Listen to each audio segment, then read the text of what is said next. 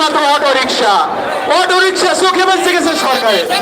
এই auto rickshaw যে চালায় কারা সেটা তো সরকার খবর রাখে না।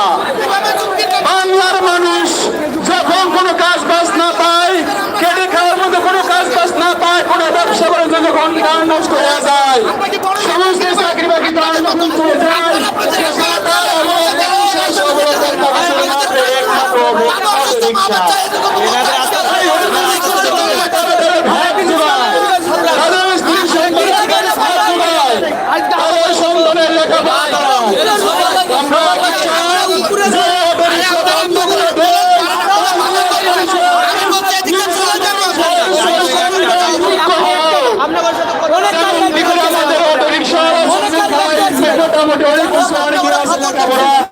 অনেকে আছে বেকার, অনেকে আছে মূর্খ।